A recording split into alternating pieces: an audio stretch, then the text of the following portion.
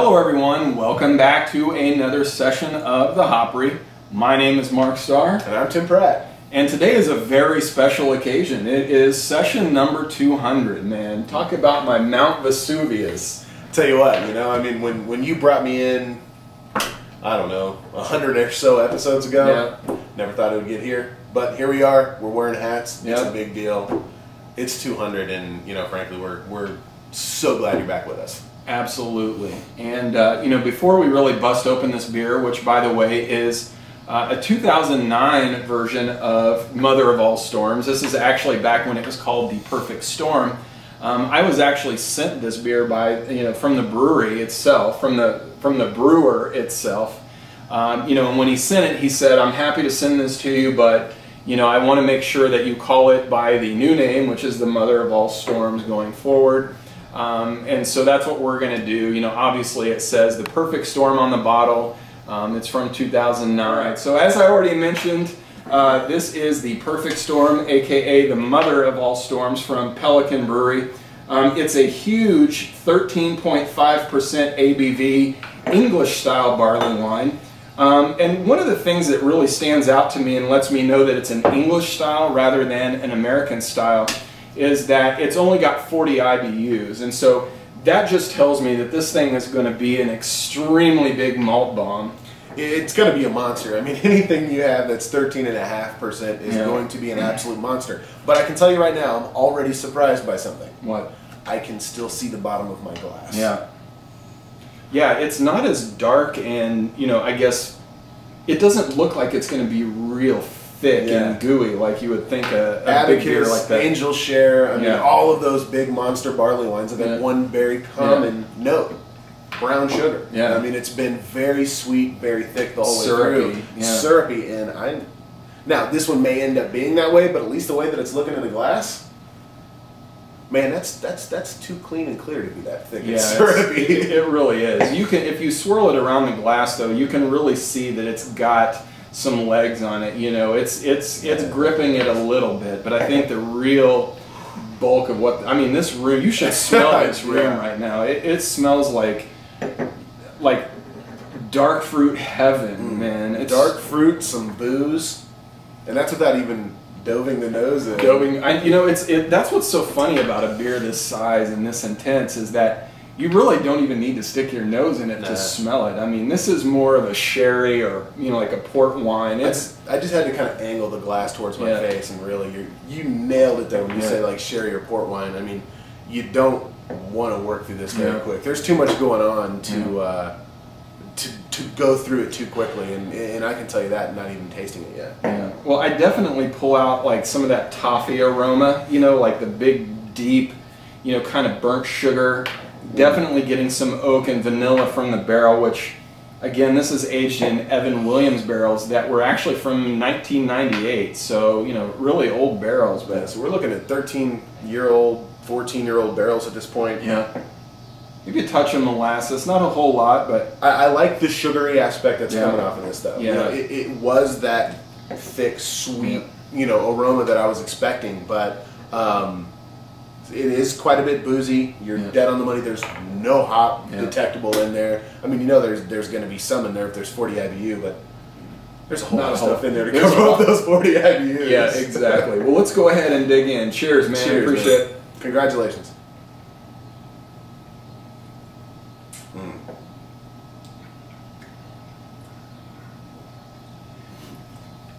The thing that surprises me the most is how much kind of burn there is right on the front of your tongue. I mean, right now I can feel it going down my chest. I mean, this is right here. Yeah, it's a big warming beer. And I'll say with some of the other ones that we've had, that warming comes through, but it's still a little bit, it's sweet enough on the front end that it covers up the burn as it goes down until it sits and settles. No, this guy's hot from the beginning. Yeah, it is. And I'm not saying that it's a bad thing at all. It's 13.5% alcohol. It should be. It's effervescent enough that it carries that burn down through, but it's flavorful enough that the burn's just really complementary in like a very sweet, dark fruit, creme brulee, top of the, Yeah, absolutely. I really am surprised, though, at how much burn there is to how little sweetness there is. It's almost like the burn makes you feel like there's not a lot of sweetness in this beer, which you absolutely know there is. I mean, it's, to me, this is like a cigarette boat. You know, it's going really fast and it's burning $5 worth of gas every, you know, minute that it goes down the lake. I mean, that's how it feels in your palate. It's got a lot of scream, a lot of flavor, you know. You know what my favorite flavor coming out of this is so far? Vanilla. And there's a lot of it, but it's not that really, I guess, straight in your face like vanilla extract or, you know, like vanilla ice cream. It's kind of it's a toasted, more toffee kind of vanilla. Very toffee-like. The kind of vanilla that you get once you put, you know, a vanilla bean in some toffee and then smell it. Yeah. You know, I mean, it's just... After you brulee it. Yeah, after you brulee it. I mean, there's just lots of burn, lots of toast, lots of sugar, lots of wow in this beer. I mean, it... I have to tell you, you know, if I'm being completely honest, I'm not as crazy about this beer as I thought I would be. I don't know if it's because I expected something more viscous on the palate. You know, sometimes when you have a beer this big, you just really need it to be chewy and sweet. And that's the one word I think that we're not really, you know, talking about is the chewiness of it. It's not very chewy, and I expected it to be really We had, chewy. I guess, the most recent super chewy beer that I can say that we reviewed on the show was probably the Jester King Black Metal. Yeah. I mean, that thing, you would take a drink of it, and you would still be, you know, trying to drink on it and chew on it about 5 minutes later. This one, you get your ultimately satisfying big drink, and it hangs around for a bit, but it goes away. Yeah. You know, I mean, it's there. It doesn't have that lingering finish. That first punch of delivery, I think it actually has really a lingering nice, finish to me, and it almost in like a numbing way. Like, and I think that's you know, I feel like I'm picking this thing apart, and I think it's only because I really had such high expectations for it. But the alcohol is so prevalent in this beer that my tongue almost feels like it's kind of been numbed by the alcohol. You know, now there's a load of flavor behind that, and it really tastes like an English barley wine should. There's not a lot of hoppiness, but I'm just not able to fully get around the fact that it's so boozy and that there's not enough chewiness in there to really make that booziness almost seem like a bitterness. Because sometimes booziness can take on a bitterness when you have a big beer like that. To me, this is almost, you know, just straight burn with, you know, a fair amount or a good amount of sweet behind it. But you know, and Mark will be able to back this up. Kate, you'll be able to back this up. I don't shy away from big monster giant beers. I love them. That's what I like about beer. That's, you know, if I had to choose between a big giant beer and a session beer, I would go big giant beer any day of the week, just because that's what I enjoy. And with that said, it's rare that I find something that booze and heat is the predominant flavor that you get. Boulevard's Rye on Rye was a perfect example of how heat and booze was the predominant flavor. That's a little bit of what I'm getting in this one too, is that booziness is a flavor. And if I can think where you're coming from, I think that's where it detracts from the beer as a whole, is that booziness is like, that's pretty boozy. But wait, boozy's not really supposed to be a flavor. Right. So I think you get the booziness right on the front of your tongue, and just I think I've been talking around it. I think the flavors itself, right up front on the palate, you get the booziness, the burn, the alcohol, and then about middle way down is when you really start tasting all the, you know, like a fresh bag of brown sugar, toasted vanilla, you know, that sort of caramel, molasses, chocolatey, you know, part. That all sits right in the middle of your palate.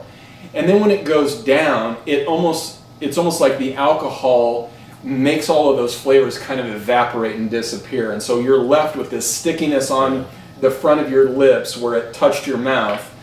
So there's a lot of flavor, but I just cannot get around the fact that, you know, even for a 13% beer, this feels like it's an 18% beer to me, and there's just not enough of that chewy sweetness behind it to kind of tame it And and I've hung on to this thing for close to 2 years. So, and that was one of the reasons why I wanted to hang on to it, was so that hopefully it would soften up and round out. And this literally tastes like I bought it yesterday and am drinking it really fresh. So while it's a very good beer, it's very good. It's a touch of a disappointment. I'm trying to adjust to the finish of like evaporating alcohol in the back of my tongue. That's the best way I can describe the finish. Is really sweet, sticky up front, evaporating alcohol in the back of my mouth.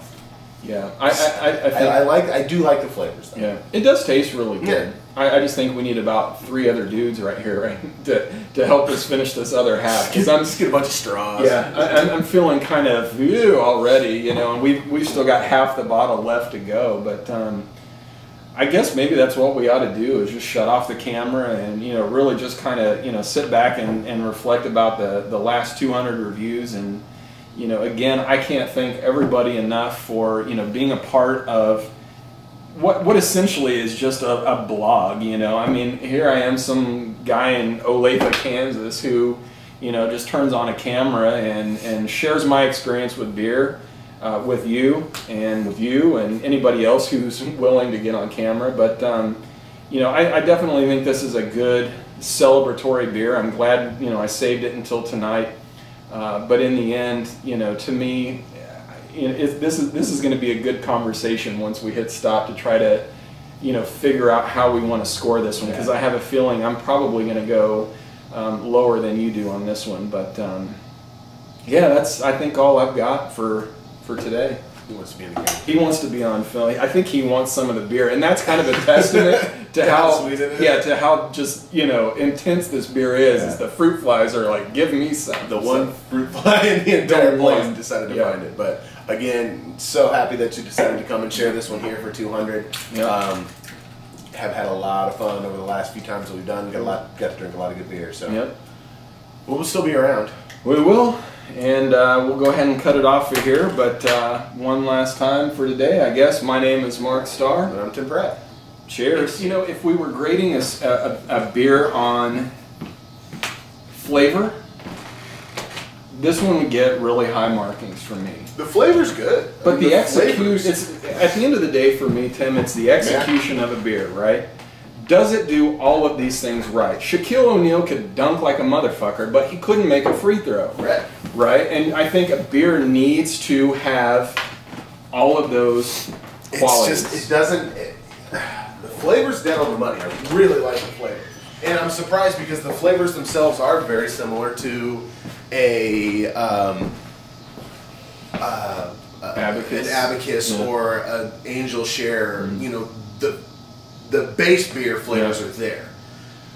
Those beers are just as big, but they're more viscous. There's more body to them. It's like they use more caramel malts or more another kind of malt to be able to give it the body and sweetness and not just contribute to alcohol. Well, this doesn't feel like a barley wine, right? No. Because a barley wine is typically chewy. It smells like a barley wine. It smells like a barley wine. It tastes like a barley wine.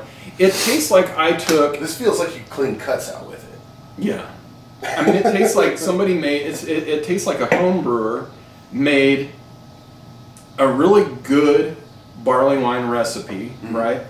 But then instead of actually aging it in oak, they aged it on oak chips that had been soaked in bourbon, which if you ever have the oak-aged Yeti, it's guilty of the same thing. Where it's so chips, right, and they do, and that's what this tastes like. It's so boozy that the boozy supersedes anything else. Well, and I think maybe it's a disadvantage of only barrel aging for 4 months, because when you barrel age something for that long, you really start to get the char on the inside of the barrel filters that booze, whether it's in the beer or coming from, you know, the bourbon or whatever else it is. It's going to naturally smooth that booze out as it's drawn through that charcoal. In 4 months, you can't get through an entire barrel to do that. It's not. It's just not going to do it. I'm thinking that this is 100% barrel aged. It's got to be. It's got to be. And I think if they were to take the base beer and blend it, even, you know, 30-70, 30% barrel aged and 70%, you know, young, smooth out it would be a, if after maybe, 3 I don't know. years temperatures, it's still this hot. It's not gonna cool off. It's where it's gonna be.